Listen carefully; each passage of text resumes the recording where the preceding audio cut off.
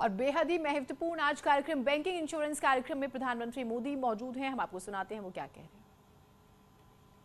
85% किसान छोटे किसान हैं, बहुत छोटा सा जमीन का टुकड़ा है उनके पास। इतने बैंकों के होते हुए भी हमारा छोटा किसान बाजार से किसी तीसरे से महंगे ब्याज पर ऋण लेने के लिए मजबूर था। हमने ऐसे करोड़ों छोटे किसानों को भी किसान क्रेडिट कार्ड की सुविधा से जोड़ा और इसका दायरा पशुपालक और मछुआरों तक हमने बढ़ा दिया है। आज बैंकों से मिला लाखों करोड़ रुपए का आसान और सस्ता ऋण इन साथियों का जीवन आसान बना रहा है।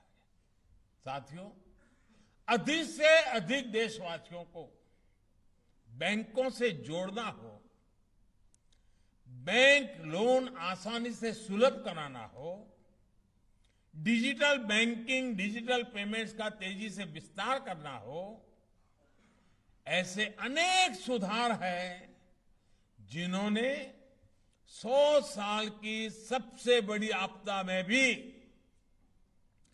भारत के बैंकिंग सिस्टम को सुचारू रूप से चलाने में मदद की है। मैं बैंक के हर छोटे मोटे साथी को बधाई देता हूं इस काम के लिए कि संकट की घड़ी में उन्होंने लोगों को असहाय नहीं छोड़ा। जब दुनिया के समर्थ देश अपने नागरिकों तक मदद पहुंचाने में संघर्ष कर रहे थे, तब भारत ने तेज गति से देश के करीब करीब हर वर्ग तक सीधी मदद पहुंचाई।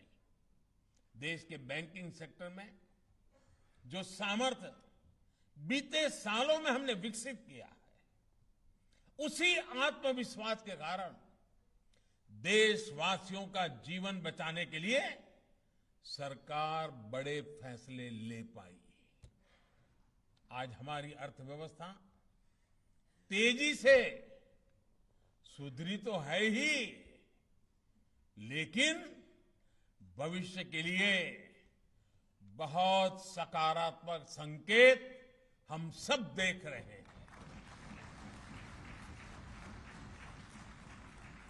भाई और बहनों, फाइनेंशियल इंक्लूजन और ease of access to credit का सबसे बड़ा लाभ अगर हुआ है तो हमारी बहनों को हुआ है, हमारी माताओं को, हमारी बेटियों को हुआ है। ये देश का दुर्भाग्य था कि आज और खबर वाराणसी से आ रही है। वीवीआईपी जो हैं उनके पहुंचने का सिलसिला शुरू हो चुका है। उपराज्यपाल जो हैं जम्मू कश्मीर के मनोज सिन्हा वाराणसी पहुंचे। काल भैरव मंदिर में उन्होंने पूजा अर्चना की, बाबा विश्वनाथ मंदिर में पूजा अर्चना की। तो अब 3 से 4 दिनों तक नजर खास तौर से रहने वाली है सभी की बनारस पे, जिसमें अगर हम आज का दिन का जिक्र करें महत्वपूर्ण, तो कल का दिन होगा जब प्रधानमंत्री वहां पर पहुंचेंगे। लेकिन तस्वीरें आ रही हैं जम्मू कश्मीर के उपराज्यपाल मनोज सिन्हा को आप देख रहे हैं, वो वाराणसी पहुंचे और उन्होंने बाबा विश्वनाथ मंदिर में पूजा अर्चना की। जो तस्वीरें आई हैं वो हम आपको दिखा रहे हैं। वीवीआईपी जो हैं वो पहुंचने शुरू हो गए हैं। कल बेहद ही महत्वपूर्ण कार्यक्रम और माना जा रहा है कि कई बड़े नेता जो हैं इस कार्यक्रम में शामिल होंगे।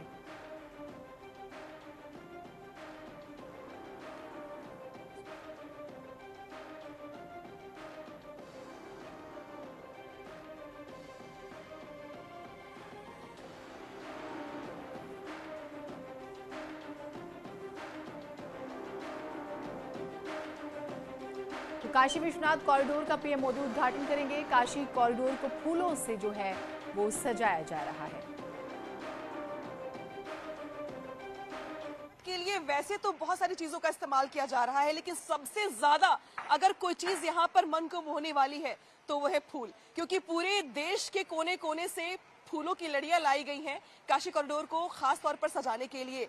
कई कुंतल फूल लाए गए हैं पूरे के पूरे प्रांगण को डेकोरेट करने के लिए। देख पा रहे हैं आप कि यहाँ पर आपको ये फूल दिखाई दे रहे हैं, इसके बाद आप ये देखिए, यहाँ पर ये लड़ियां जो है रखी हुई हैं, इसका भी इस्तेमाल किया जा रहा है, लेकिन सबसे ज्यादा इस्तेमाल हो रहे हैं ये गेंदे के फूल। गेंदे के फूल के अलावा गुलाब भी है, इसके अलावा जो अलग अलग वैरायटी है फूलों की वो देख पा रहे होंगे आप। प्रयास ये है कि हर कोने को इतनी खूबसूरती से सजाया जाए कि बस जो भी यहाँ पर देखने के लिए आए वो एक बार को देखता ही रह जाए। कई टन फूल लाए गए हैं, सबसे ज्यादा इस्तेमाल किया गया है गेंदे का, क्योंकि जिस तरीके से मैंने यहाँ पे लोगों से बात की तो ये देखिए, जैसे ये जो फूल देख रहे हैं आप, इसका इस्तेमाल अलग है। इसके अलावा ये जो बैगनी फूल देख रहे हैं आप, इसका इस्तेमाल अलग है। सबसे ज्यादा जो लड़ियां लगाई जा रही हैं दीवारों पर, उसके लिए गेंदे का इस्तेमाल किया जा रहा है। जो जानकार बता रहे हैं कि कई कुंतल गेंदे मंगवाए गए हैं, जिसकी सप्लाई अलग अलग जगहों से की गई। और अब मैं आपको उस जगह पे लेके जा रही हूँ जहां पर सबसे ज्यादा फूलों का काम चल रहा है, क्योंकि वहां पर कई मजदूर सिर्फ इसलिए लगे हुए हैं ताकि वो लड़ियों को तैयार कर सकें। और अब आप देखिए कि जहां तक आपकी नजर जाएगी आपको सिर्फ और सिर्फ फूल ही फूल नजर आएंगे। ये देखिए, ये वो कमरा है जहां पर लड़ियां तैयार की जा रही हैं। इसके बाद इसको बाहर ले जाया जाएगा और इसको प्रांगण के हर कोने में ले जाकर लड़ियों से सजाया जाएगा। कई मजदूर यहाँ पर 2-3 दिनों से लगातार आए हुए हैं और महिलाएं भी काम कर रही हैं, पुरुष भी काम कर रहे हैं। ये जो बंडल्स देख रहे हैं आप, ये भी फूलों के हैं। इसके अलावा जो बाएं हाथ पर एक कोना देखेंगे आप, तो वहां पर भी सिर्फ और सिर्फ आपको फूल ही फूल दिखाई दे रही हैं। बताया ये गया है कि प्रयास ये है, इस कैंपस के अलावा जो रास्ते जा रहे हैं जहां से पीएम मोदी को होकर गुजरना है या पीएम मोदी को चलते हुए यहां तक आना है। और ये देखिए, जिन लड़ियों का मैं जिक्र कर रही थी वो लड़ियां तैयार होकर के यहां पर आई हैं। तो अब इसको किस तरीके से चढ़ाया जाएगा, और ये देखिए, प्रयास ये है कि इसी तरीके से पूरे रास्ते को, पूरे प्रांगण को, पूरे कैंपस को सजाया जाए। तो जबरदस्त तैयारियां चल रही हैं। प्रधानमंत्री मोदी कल काशी विश्वनाथ कॉरिडोर का उद्घाटन करेंगे, जिसकी हम लगातार आपको तस्वीरें दिखा रहे हैं। किस तरह से सजावट हो रही है वो हमारी सहयोगी अनामिका बता रही थी, किस तरह से गेंदे के फूलों का सबसे ज्यादा इस्तेमाल हो रहा है। और प्रधानमंत्री ने बाकायदा ट्वीट करके जो है अपने दिल की बात भी रखी। उन्होंने कहा भी कि सिर्फ काशी विश्वनाथ धाम के लोकार्पण के लिए सिर्फ एक दिन बाकी है। दिव्य काशी भव्य काशी मंदिर की कुछ शानदार तस्वीरें देखिए। तो उन्होंने इन तस्वीरों को ट्वीट किया। उनका ड्रीम प्रोजेक्ट जिसका हम जिक्र कर रहे हैं, कल काशी विश्वनाथ धाम का उद्घाटन होगा। बेहद ही महत्वपूर्ण ये पूरा कार्यक्रम, और तकरीबन ये माना जा रहा है कि किसी तरह की कोई कमी ना रह जाए, इस बात का विशेष ध्यान रखा गया है। तो ये मान के चलिए, अगर आप इसका इतिहास भी पढ़ेंगे तो देखिए 1194 से लेकर 1669 तक कई बार हमले हुए, और उसके बाद 1777 से 1780 के बीच मराठा साम्राज्य की महारानी जो थी अहिल्याबाई होलकर, उन्होंने विश्वनाथ मंदिर का जीर्णोद्धार कराया। और अब प्रधानमंत्री नरेंद्र मोदी जो है वो इसका कायाकल्प उन्होंने कराया उनका ड्रीम प्रोजेक्ट। और उसके बाद बाबा धाम अब मोक्षदायिनी गंगा से सीधा जुड़ गया है। शिव भक्त गंगा स्नान करने के बाद सीधे बाबा दरबार में जा सकते।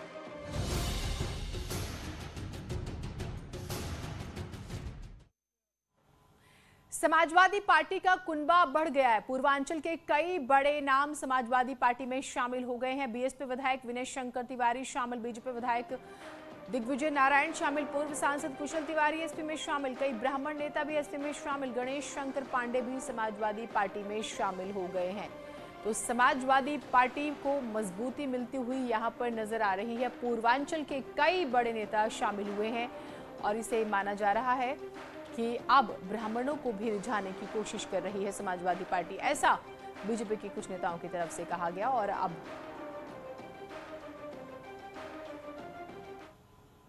उधर 2022 विधानसभा चुनाव में जीत के लिए बीजेपी बूथ स्तर पर अपनी पकड़ मजबूत करने में जुटी है। इसके लिए वो जगह जगह बूथ सम्मेलन कर रही है। इसी क्रम में एटा में भी बूथ सम्मेलन हो रहा है। इस सम्मेलन में 65 विधानसभा क्षेत्रों के करीब 27,000 बूथ अध्यक्ष मौजूद रहेंगे। पार्टी के राष्ट्रीय अध्यक्ष जेपी नड्डा भी इस कार्यक्रम में पहुंच चुके हैं। बड़ी खबर शामली से, किसान मोर्चे की महापंचायत, भारतीय किसान यूनियन के नेता राकेश टिकैत इसमें शामिल होंगे और पदाधिकारियों के साथ उनकी चर्चा होगी। राष्ट्रीय नेता, लाखों करोड़ों किसानों की दिलों की धड़कन राकेश टिकैत जी इस पावन कैराना की धरती पे आज वहाँ दिल्ली के बॉर्डरों से 1 साल तक आंदोलन लड़कर जो है बॉर्डरों से यहाँ पहुँच रहे हैं, उनका आज अभिनंदन करेंगे, उनका स्वागत करेंगे।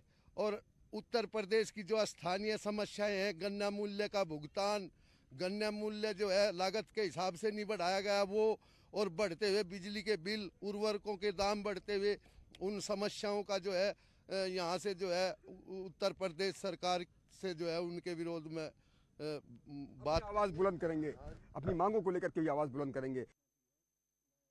और उमेश हमारे साथ, हमारे सहयोगी जुड़ गए, उमेश से बात करते हैं। उमेश, क्योंकि राकेश टिकैत भी इस कार्यक्रम में शामिल होंगे, क्या जानकारी है, वो कब तक पहुंचेंगे और इस कार्यक्रम का मेन मकसद क्या है? क्या उनका स्वागत, उनका अभिनंदन होगा या अभी भी एक दबाव की राजनीति हो रही है किसानों की तरफ से? यह देखिए, किसानों की घर वापसी के बीच आज शामली के कैराना में बड़ी महापंचायत हो रही है और यहाँ लोगों का जुटना भी शुरू हो गया है। कुछ ही देर में यहाँ भारतीय किसान यूनियन के राष्ट्रीय प्रवक्ता राकेश टिकैत पहुंचेंगे। तकरीबन 1:30 बजे से 2 बजे के बीच राकेश टिकैत यहाँ आएंगे और पंचायत में शिरकत करेंगे। इस पंचायत को अभिनंदन समारोह का नाम भी दिया जा रहा है। आप इन तस्वीरों में देखिए कि किस तरह से यहाँ पर लोगों की भीड़ जुटना शुरू हो गई है और दूर दूर से लोग यहाँ पहुँच रहे हैं। कुछ ही क्षणों में, कुछ ही देर में राकेश टिकैत यहाँ पर पहुँचेंगे और इस महापंचायत को संबोधित करेंगे। देखने वाली बात होगी कि जब राकेश टिकैत यहाँ पर आते हैं तो वो क्या कहते हैं, क्योंकि किसानों की घर वापसी के बीच ये महापंचायत आज कैराना में हो रही है, क्योंकि भारतीय किसान यूनियन की जन्म स्थली भी कैराना ही है, शामली ही है, लिहाजा यहीं पर उनका अभिनंदन समारोह भी किया जा रहा है। दूसरी तरफ की तस्वीरें भी दिखाइए कि किस तरह से यहाँ पर मंच तैयार है और लिखा हुआ है किसान महापंचायत और अभिनंदन समारोह। तो निश्चित तौर पर राकेश टिकैत 1:30 बजे से 2 बजे के बीच यहाँ पहुंचेंगे और किसानों को संबोधित करेंगे। यहाँ अन्य मुद्दों पर भी चर्चा की जाएगी, गन्ना मूल्य भुगतान को लेकर चर्चा की जाएगी, बिजली समस्या को लेकर के भी चर्चा की जाएगी, तमाम अन्य बातों पर भी मंथन किया जाएगा। निश्चित तौर पर देखने वाली बात होगी, क्योंकि उत्तर प्रदेश में विधानसभा चुनाव बस आ ही गए। मिशन 2022 को लेकर राकेश टिकैत क्या कोई बयान देते हैं, ये देखना भी बेहद महत्वपूर्ण होगा। बहरहाल आज किसान महापंचायत किसानों की घर वापसी के बीच हो रही है, लिहाजा यहाँ कार्यकर्ता, भारतीय किसान यूनियन के जितने भी लोग हैं वो बेहद उत्साहित हैं और लिखा हुआ है किसान महापंचायत और अभिनंदन समारोह। यहाँ पर राकेश टिकैत का सबसे दिलचस्प ये होगा कि राकेश टिकैत इस मंच से कहते क्या हैं, उसका बहुत मैसेज जाएगा, वो सुनना वाकई दिलचस्प होगा। मुख्यमंत्री योगी आदित्यनाथ बागपत पहुंचे, सांसद सत्यपाल सिंह की बेटे की रिसेप्शन पार्टी में वो जो है पहुंचे हैं। गन्ना मंत्री सुरेश राणा भी उनके साथ मौजूद हैं। तो आप जानते हैं वेडिंग का सीजन चल रहा है और ऐसे ही एक रिसेप्शन समारोह में मुख्यमंत्री पहुंचे। बहुत कम आपने उन्हें इस तरह से देखा होगा, लेकिन ये भी एक प्यारी सी तस्वीर जो हम आपको दिखा रहे हैं।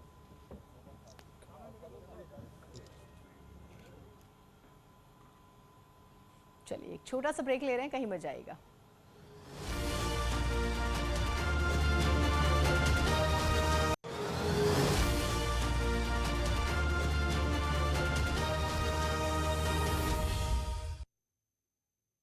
और बड़ी खबर ये आ रही है प्रयागराज राज्य विश्वविद्यालय से जुड़ी खबर है। डिप्टी रजिस्ट्रार पर कुलपति के आरोप, डिप्टी मिश्रा पर अवैध वसूली का आरोप, ईओडब्ल्यू से जांच की सिफारिश कुलपति ने शासन से की है। जांच की मांग, एसआईटी जांच में दोषी पाई गई है डिप्टी रजिस्ट्रार। तो ये बड़ी खबर, कुलपति ने जो आरोप लगाए हैं डिप्टी रजिस्ट्रार पर और उसमें वो अवैध वसूली को लेकर दोषी पाई गई है। बड़ी खबर इस वक्त की। प्रशांत हमारे साथ, हमारे सहयोगी जुड़े हुए हैं। प्रशांत, ये पूरी खबर जरा बताइए। निश्चित रूप से अगर बात करें तो राजेंद्र प्रसाद रज्जू भैया राज्य विश्वविद्यालय प्रयागराज का ये पूरा मामला है। जो वहाँ की डिप्टी रजिस्ट्रार दीप्ति मिश्रा हैं, उनके ऊपर पूर्व कुलपति जो वहाँ प्रोफेसर संगीता श्रीवास्तव थे, उनके द्वारा यहाँ पर पत्र लिख करके शासन से उनके द्वारा अर्जित की गई अकूट संपत्ति की जांच जहाँ ईओडब्ल्यू से कराने की, साथ ही साथ में दीप्ति मिश्रा की तैनाती जब संपूर्णानंद विश्वविद्यालय में थी, वहाँ पर जो फर्जी अंक प्रमाण पत्र के सत्यापन की जो जाँच हुई थी, जिसमें एसआईटी द्वारा जाँच की गई थी, उसकी भी सिफारिश वहाँ पर जो उनके द्वारा की गई थी उसको लागू करने और साथ ही साथ में जो उनकी अनुशासनहीनता थी, ऐसे तमाम मुद्दों को लेकर के शासन को पत्र लिखा गया था और जांच की मांग की गई थी। ऐसे में कल जहां डीपीसी प्रस्तावित है, ऐसे में 9 यहां पे अधिकारी, लेकिन अब इस डीपीसी पे तमाम प्रश्नवाचक सवाल उठ रहे हैं और बराबर इनके ऊपर जो है बातचीत हो रही है, जिसमें से 3 अधिकारी जिन पे बात करें, दीप्ति मिश्रा जिनके द्वारा प्रयागराज विश्वविद्यालय की जो समय की तत्कालीन कुलपति थी उनके द्वारा शासन को चिट्ठी लिखी गई। वहीं दूसरी तरफ बात की जाए तो विद्यानंद त्रिपाठी जो भ्रष्टाचार के संगीन आरोप में जौनपुर विश्वविद्यालय से हटाए गए थे, जिनके ऊपर वर्तमान में भी अगर बात करें तो लखनऊ विश्वविद्यालय में जो जांच की गई थी, जो फर्जी बिल लगाए गए थे, उसमें भी वो दोषी पाए गए हैं, उसकी जांच की भी सिफारिश की गई है। वहीं दूसरी ओर बात करें मेरठ विश्वविद्यालय के जो कुलपति हैं, उनके द्वारा जो अब प्रमोट होने के लिए रजिस्ट्रार पद के लिए अरुण यादव का नाम जो गया है, जिसपे कल डीपीसी लगी है, उनकी सेवा बर्खास्तगी के लिए भी बात की गई थी। तो ऐसे में 9 में से 3 दागी अधिकारियों की डीपीसी जहां कल प्रस्तावित की गई है, जिसको लेकर के बड़े सवाल उठ रहे हैं। साथ ही साथ अगर बात करें तो शासन ने आंशिक संशोधन करके जहां पर 4600 ग्रेड पे से यहां पर जो है पूरी तरीके से बात करें तो उस ग्रेड पे को आगे बढ़ाया था, लेकिन इन अधिकारियों की दागी छवि के कारण जहां विश्वविद्यालय में अब इनके ऊपर अब गाज गिरनी लगभग तय मानी जा रही है। एक छोटा सा ब्रेक ले रहे हैं, कहीं में जाइएगा।